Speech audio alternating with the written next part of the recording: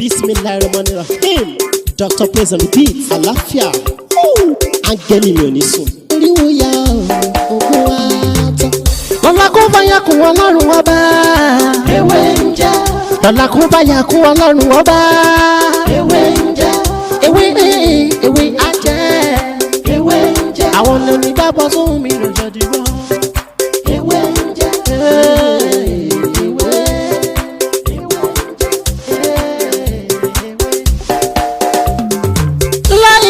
Ilala alawalu alakiru asohiru abatinu Ọlọ́run ọba ìwọ ló pamọ́ ìwọ ló fara jáde aláràgbà yìí dàníyàn ara tó wù ọ́ dáadáa ló dẹ̀ ń dá èyí tó ní káwa máa fẹ́ wé dá ládẹ̀ fi dá ìwọ ṣàlò ní kọ́kọ́rọ́ gbogbo ẹ̀mí nìyẹn fásikúrò ni wọ́n síkúrò ni wọ́n nínú ìsìnkú. Fàyà kùn rẹ̀ la fi ń ṣe tiwa ewé jẹ́ òbẹ̀ èyí tó dá fún wa ládẹ̀ gbójúlé èyí tó ní ká ló ládẹ̀ ń lò ọba ńlá ń dákun máa jẹ́ ká ṣiṣẹ́ ọba tó rí gbogbo ẹ̀dá ta ò rí ìwọ lọ́ba tá ń gbàṣẹ lọ́dọ̀ rẹ̀ àbẹ̀ ọ́ gbóhùn wa. Torí lọ́la kó fàyà kùn Ọlọ́run ọba ewé ń jẹ́ lọ́la kó fàyà kùn Ọlọ́run ọba ewé ń jẹ́. Ewé á jẹ́. Ewé ń jẹ́. Àwọn ọ̀nà mi dábọ̀ sóhun mi lọ́jọ́ dìbò. Ewé ń jẹ́. Ewé.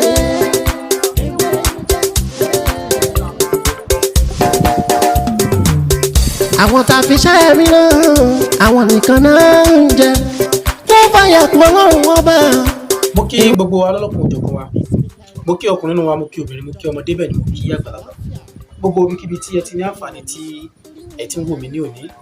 ojú yín tí ẹ fi ń wò mí ojú náà ní fọ́ etí tí ẹ fi ń gbọ́ mi etí náà ní di èmi náà lọmọ yín àbúrò yín olùfẹ́ yín tí ọlá ti kó ìjà yìí mọ̀ sí mi jẹ́ lórí ètò yìí bí ẹ sì mọ̀ a máa ń sọ̀rọ̀ nípa àṣírí àwọ̀ ẹ̀dá a máa ń sọ̀rọ̀ nípa ìtumọ̀ àlá bẹ́ẹ̀ sì ni a máa ń sọ̀rọ̀ nípa àṣírí ewé àti egbò lọ́lọ́kùn òjọ̀kan èyí tí a fẹ́ sọ ní èní a tún mú eléyìí wá nínú fọ́lùmù ìwé wa kan náà ni volume 17 òní àti mú eléyìí wá volume 17 láti mú eléyìí wá ìyẹn bí a ṣe máa ń lo egbò ewúro ìlú òkè bóyá ní Ọ̀ṣun state ní mẹ́sà nílùú wa tàbí ìlú tá a bá ti wá egbò ewúro ìlú òkè tí a bá ti wá tàbí tó bá yẹ pé àwa tó jẹ́ pé àìsàn ọmọ ìlú òkè wọ́n bá wa lọ wá egbò ewúro tìlú òkè egbò ewúro tí a lè lo ti Lagos state egbò ewúro Lagos state ewu distance ẹ̀ ló ṣe jìnnà sí tàbí ìlú tó bá jìnnà sí ìlú òkè ìlú tí a bá wà ní tó ti ń dájú ni pé ká lo ewúro ìyẹn ìlú tí a bá wà àti egbò ewúro ìlú òkè láti fi lo kíni Awebi Asina ẹ rí i pé mò ń sọ̀rọ̀ Awebi púpọ̀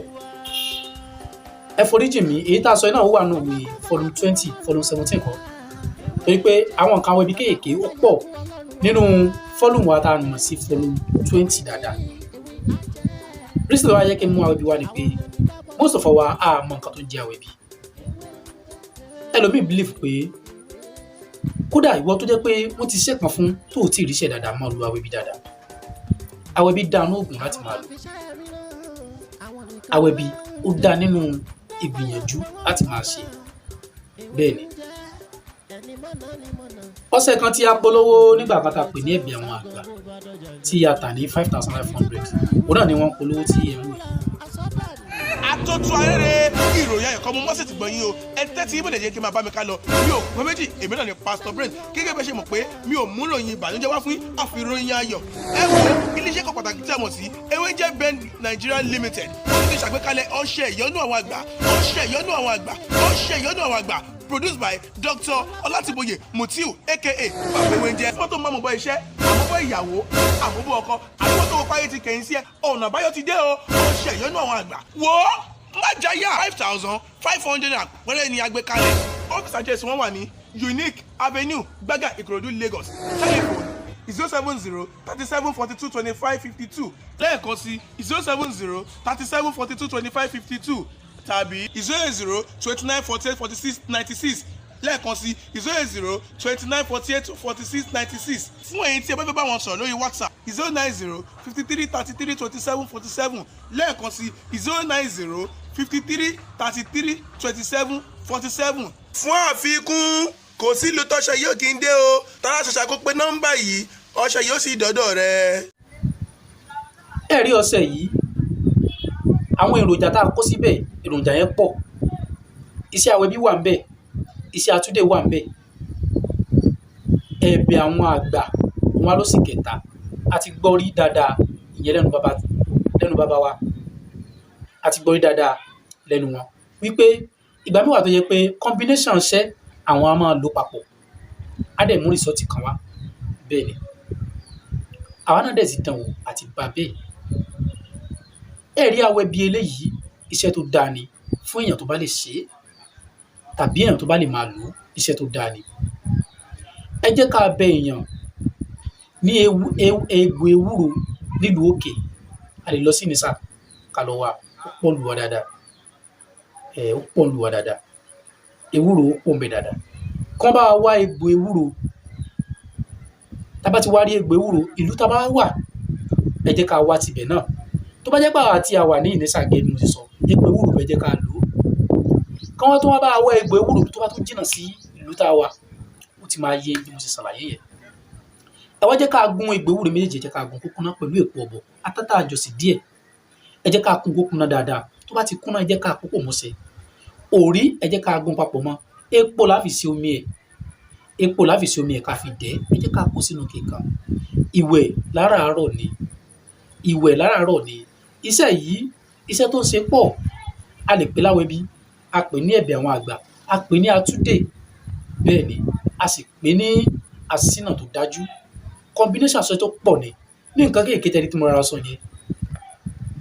mo sì rú àwọn nǹkan báyìí máa bá nù wé volume 20 èyí tí a ṣe ní PDF